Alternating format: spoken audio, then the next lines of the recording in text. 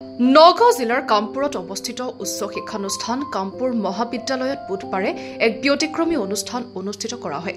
এই মহাবিদ্যালয়খনত উচ্চ শিক্ষা গ্ৰহণৰ বাবে অধ্যয়ন কৰা কাৰ্বি আংলং জিলাৰ বিভিন্ন প্ৰান্তৰ ছাত্ৰ-ছাত্ৰীসকলক আদৰণি তথা শুভেচ্ছা জনোৱাৰ উদ্দেশ্যে কাৰ্বি ছাত্ৰ সন্থাৰ উদ্যোগত নৱাগত আদৰণি অনুষ্ঠান অনুষ্ঠিত কৰা হয়। এই উদ্দেশ্যে ছাত্ৰ-ছাত্ৰীসকলে মহাবিদ্যালয়খন আটকধুনীয়াকৈ সজাই তোলে। ইয়াৰ লগত সংগতি ৰাখি ছাত্ৰ-ছাত্ৰীসকলে বিভিন্ন সাংস্কৃতিক অনুষ্ঠান পৰিৱেশন কৰে।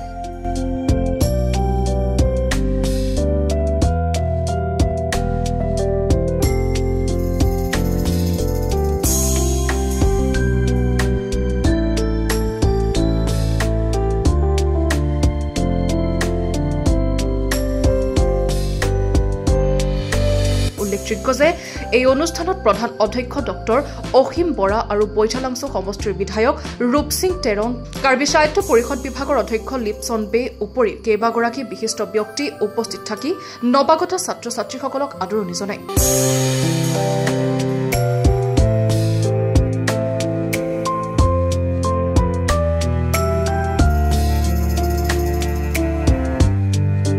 ইফালে কাৰ্বি আংলঙৰ দুৰ্গম পাহাৰৰ পৰা আহি কামপুৰ মহাবিদ্যালয়ত অধ্যয়ন কৰি থকা ছাত্ৰ-ছাত্ৰীসকলৰ বাবে এটা আৱাস গৃহ নিৰ্মাণ কৰিবলৈ কাৰ্বি পৰিষদলৈ ছাত্ৰ সংগঠনটোৱে এখন স্মাৰক পত্ৰ প্ৰদান কৰে। এই কামপুৰ মহাবিদ্যালয় আমাৰ ষ্টুডেণ্টছ ইউনিয়ন যোগতে আজি ছ'চিয়েল প্ৰেছাৰ অৰ্গেনাইজ কৰিছে।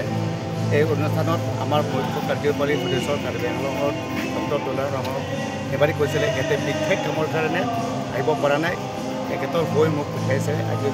আজি উপস্থিত কাৰণে খুব ভাল লাগিছে প্ৰগ্ৰামটো। একেলগে যি আদৰণি জনাইছে সেইটো নতুন ছাত্ৰ ছাত্ৰীসকলে যি আদৰণি জনাইছে একেসকলে এই প্ৰগ্ৰামটো মই মোৰ তৰফৰ পৰা আদৰণি জনাইছোঁ। আগন্তুক মই এই সভাৰ জৰিয়তে আহ্বান কৰিছোঁ বিভিন্ন ঠাইৰ পৰা ল'ৰা ছোৱালী ইয়াত পঢ়িবলৈ আহিছে।